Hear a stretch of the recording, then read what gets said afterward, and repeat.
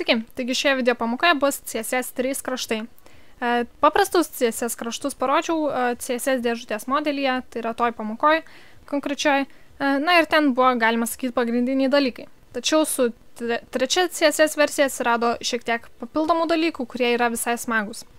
Tai, na, tam būtent ir skiriu atskirą video. Taigi, kad daryti borderius, tai yra kraštus, na, susikursiu porą naujų divų, tai su ID pirmas, įmetam kokį nors lorem, aišku, antras su ID ir vėlgi lorem kažką. Ok, turime šiek tiek teksto, 2 ID ir kiekvienam iš divų dabar pritaikysiu konkretų stilių, tarkim, background color vienodą ir, na, tarkim, šią žalę salotinę spalvą, width, height, margin. Ir galim pasižiūrėti ir turime štai šiokius tokius divus. Ok, taigi, pirmajam priskiriam, tarkim, tai yra pasiemam pirmąjį ir uždedam paprastą borderį. Tarkim, 20 solid ir kokią nors spalvą. Oi. Ir turime paprastą borderį. Dabar, aišku, galime ką nors su to borderiu daryti. Tai pavyzdžiui, pirmasis dalykas su CSS3, tai border radius. Ir border radius turi vieną tokį trumpą prašymą. Ir, tarkime, 200 pikselių. Ir kraštai apvalinasi būtent taip pat, bet atminkit, jeigu didelis border radius, tai tekstas, tai yra content, gali biškai išlysti ir dėl to reiktų padidinti padding ir panašiai. Tai galiu padidinti paddingą.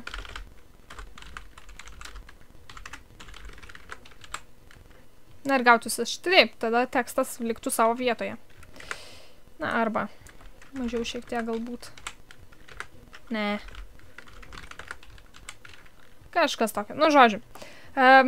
Jo, ir dabar yra, tai 200 pikselių bus uždėta čia, čia, čia, čia. Visiems kraštam. Tai jeigu įrašysite dvi reikšmės, tarkim, 500 pikselių, tai gautųsi, kad pirmoji reikšmė čia ir čia, antroji reikšmė čia ir čia.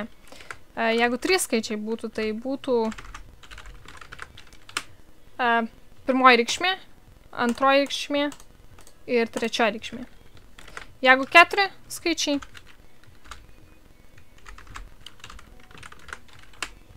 tai būtų pirmoji reikšmė, antroji reikšmė, trečioji reikšmė, ketvirtoji reikšmė. Ar atvirkščiai? Ne, ne atvirkščiai. Pagal laikrodžio rodiklę nuo čia va. Na, tai tiesiog pailiksiu 2 skaičius. Ir aišku, yra bendras aprašymas. Na, čia yra bendras aprašymas. Galite rašyti atskirai kiekvieną iš tų dalykų. Tai jeigu norit, galite rašyti, bet tiesiog patogiau ir greičiau vieną trumpą aprašymą ir naudokite tiek skaičių, kiek jums reikia. Ok. Tai toliau antrasis dalykas, ką noriu parodyti, tai yra border image. Tai antrajam priskirsiu. Tai ir dabar tiesiog pasiemu antrąjį divą per ID antras. Ir toliau border image. Aišku, galime aprašinėti per daug skirtingų dalykų. Na, tai pradedam nuo border image source.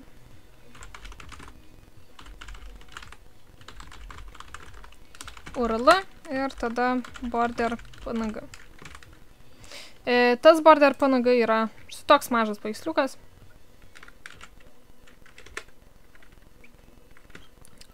Priartinus gaunasi toks. Tai kas darosi su border image? Na, iš pradžių, ok, tai border slice. Image slice. Border image slice suskaldo tą paveiksliuką į keletą atskirų dalių, tai yra 9 konkrečių. Viena iš tų dalių yra čia, čia, čia, čia. Kiekvienas iš tų kampų, tai yra 4 kampai. Toliau kiekvienai kraštiniai, dar 4, tai iš viso jau 8, ir pats centras yra 9 dalis iš tų suskaldytų dalių visų. Ir tas slice yra toks dalykas, kur mano įrankių juosta.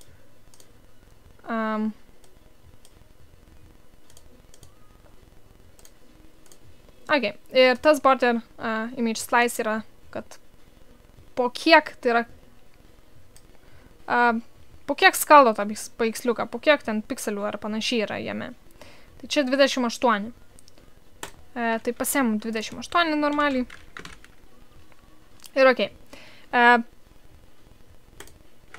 Refresh ir turime jau šiek tiek matosi, bet dar nedaug. Toliau kitas dalykas yra border image width. Ir tas width gali būti kažkokio tai dydžio. Kokio norite, kad būtų tas borderis. Tai tarkim 10 pikselių. Na ir jis šiek tiek padidėjo. Aišku, daugiau galime užmesti, tarkim 20 pikselių. Ir kaip matote, tas paveiksliukas, aišku, tie kampai visi yra po 28 pikselis, bet čia uždėjau 20, tai jie gaunasi taip, kad apsikerpa 28, bet jie yra tiesiog sumažinami, kad atitiktų tą border width atitinkamą. Ok. Toliau kitas dalykas yra outset. Border image outset. Tas outset, kur tas borderis atsiranda. Tarkim 28 pikseliai. Tai jisai įsitikins, kad jisai jau yra už divo. Tiksliau, per 28 pikselius į išorę pasislinks ir taip gausis. Jeigu būtų 0, tai jisai būtų by default. Jeigu 10 pikselių, tai jis per 10 pikselių išeina iš to divo. Na ir panašiai. Ok, kitas dalykas, tai yra border image repeat.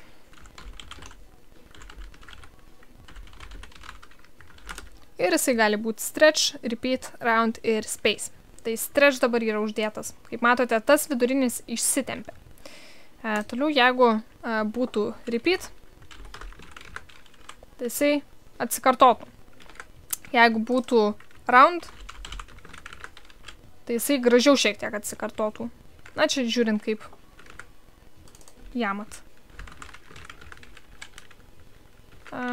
Jep, tai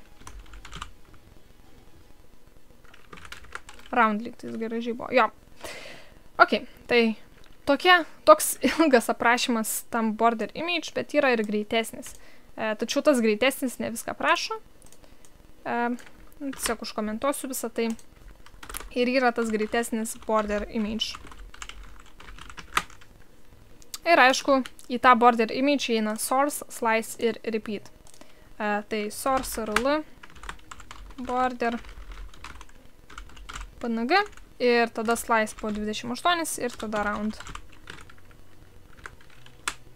Aišku, dabar sunkiai matosi, nes tam reikia papildomų dalykų, tai yra border ir suteikiam jam, tarkim, 20 pikselių solid transparent. Aišku, jis padidėja ir outset galime atskirai aprašyti.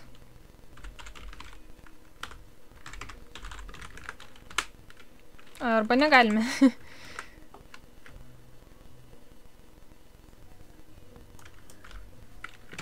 Na jo. Taigi turime border image, border radius.